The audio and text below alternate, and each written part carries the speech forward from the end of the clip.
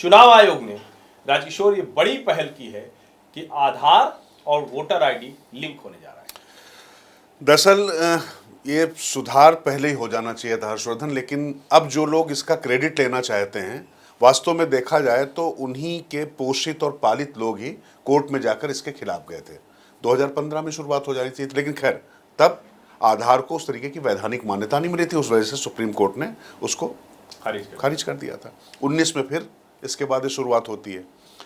अब आप ये देखिए, जो लोग फर्जी वोट बनवाने के चैंपियन रहे हैं, वो इस बार सबसे ज्यादा सवाल उठा रहे हैं कि फर्जी वोट बनाए भारतीय जनता पार्टी ने और कह रहे हैं कि चोरी की सरकार बना ली। इस तरीके के आरोप लगाए जा रहे हैं, जबकि घुसपैठ जहां पर सबसे ज्यादा होती है उस पश्चिम बंगाल में, या रोहिंग्या और दूसरे बांग्लादेशी घुसपैठियों के लिहाज से अगर दिल्ली में जो पूरा डेटा आया था हर्षवर्धन, वो अपने आप में चौंकाने वाला था। खैर, मुझे लगता है कि अब इन सब आरोप प्रत्यारोप को तिलांजलि का वक्त है।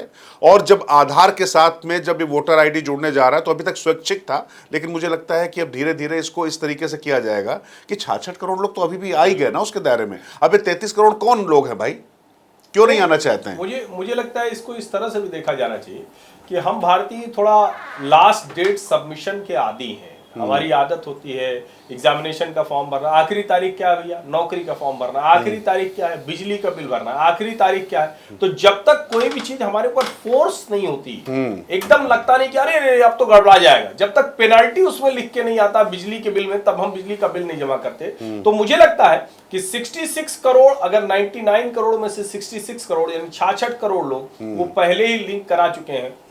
इसको आप ये भी देखिए, इतना प्रोपागेंडा, इतना वितंडावाद, बावजूद इसके देश का एक बड़ा वर्ग तैयार है जो कह रहा है कि भैया एक आधार पहचान पत्र है, उस आधार पहचान पत्र के साथ अगर हमारा वोटर आईडी कार्ड जुड़ गया, बिल्कुल, और जाहिर है इसके पहले हमने देखा ना कि पैन और आधार जोड़ा गया, जो इकोनॉमिक इरेगुलरिटीज थी वो कम हुई, बहुत सी चीजें ठीक हुई। अब मुझे लगता है लोकतंत्र की बुनियाद को प्रभावित करने वाला ये जो निर्णय है ये बड़ा शानदार होगा। अच्छा, इसमें एक पहलू है, देखिए ठीक है कि 15 में तो पायलट प्रोजेक्ट आया तो बहुत से लोगों ने विरोध किया, टीवी पर हम लोग बहस में भी हुआ करते थे कि क्या निजता का कानून। अच्छा, गूगल आपको दिन में 72 बार आपको लोकेशन पकड़ के भेज दे अमेरिका, कोई दिक्कत नहीं। आधार से निजता के कानून का उल्लंघन हो रहा।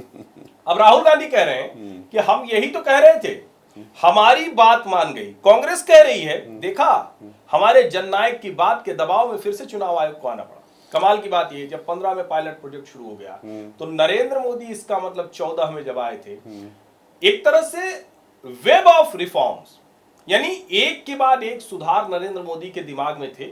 जब वो दिल्ली के लिए चले थे गांधीनगर से, तभी उसकी रूपरेखा तैयार कर ली थी। 15 आते आते उन्होंने सबका ऐलान कर दिया था, कुछ लागू हो गए, कुछ अब लागू हो रहे हैं। लेकिन अब वहां से तो हम आ ही गए, बैलेट बॉक्स नहीं फेंका जाता, बैलेट पेपर नहीं फाड़ा जाता, अचानक छापा खाना नहीं शुरू होता अगली आखिरी के 2 घंटों में। तो अब इतना कुछ सुधार हुआ। मुझे लगता है ये बहुत ही सुंदर है। लोकतंत्र में संदेह की गुंजाइश जितनी कम होती जाए उतना अच्छा है।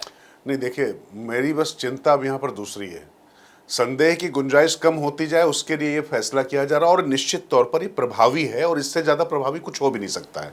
लेकिन इसके साथ में अब दूसरी थ्योरीज भी चलने लग गई हैं कि कहीं तमाम ऐसे लोग हैं जो लोग कागज नहीं दिखाना चाहते थे, है ना, वोट भी देंगे कागज नहीं दिखाएंगे, तो उनके पैरोकार भी अभी से कुछ आवाजें उठने लग गई हैं। अभी जो जननायक आज की तारीख में जो बात कह रहे हैं, क्या तृणमूल कांग्रेस के सुर आपने देखे कि किस तरीके से आ रहे हैं? वो भी इंडी ब्लॉक वैसे तो बना नहीं, लेकिन मतलब हैं तो अभी उसी में ना।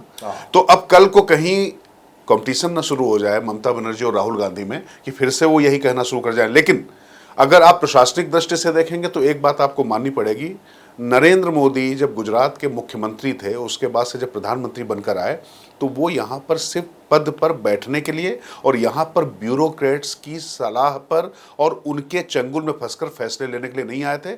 उनका रोड मैप क्लियर था, कौन कौन से फैसले करने, कौन कौन से नहीं करने, जो संकल्प पत्र था, और उसके साथ में प्रशासनिक दृष्टिकोण से जो भी बाधाएं थी कैसे दूर की जाती हैं, वो गुजरात का उनका अपना अनुभव, वो केंद्र में आकर उसको उन्होंने और परिमार्जित किया। और ये जो आपको फैसला दिखाई पड़ रहा है, जैसा कि हर्षवर्धन ने कहा कि पैन और उसको जोड़कर, किस तरीके से आधार को जोड़कर तमाम आर्थिक अनियमितताएं कम की गई हैं। और ये चुनाव जितना स्वच्छ, जितना सुंदर, जितना संपन्न हो, याद करिए जब अमेरिका में बैलेट गिने जा रहे तो एलन मस्क दुनिया के सबसे अमीर आदमी हैं, उन्होंने कहा था कि भारत में कब गणना हो गई थी और अभी हमारे यहाँ इतनी गणना हो रही है, चली रही है, और वो आबादी का अंतर देख लीजिए कितना है। तो मुझे लगता है कि इस दिशा में भारत अगर कोई बड़ा कदम उठा रहा है रिफॉर्म की दृष्टि से, हर्षवर्धन की इस बात से 100% सहमत हूं कि भाई कुल मिला कोई गुंजाइश नहीं होनी चाहिए, लेकिन अब जो है कहना नहीं चाहिए वो शब्द, थूक के चाटना नहीं चाहिए।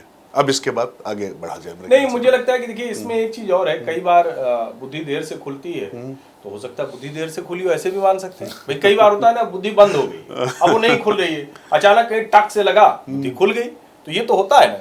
तो मुझे लगता है कि वो भी हो सकता है। खैर इसका दूसरा पहलू है, उसके लिए बुद्धि खुद की होनी पड़ेगी ना खुलने के लिए। अगर कोई वहां पर चिप जा रहा है और वहां पर कुछ फीड किया जा रहा है और कार्ड उसको रीड कर रहा है, कई बार करप्ट रीड कर रहा है, ये बहुत सारी चीजें ना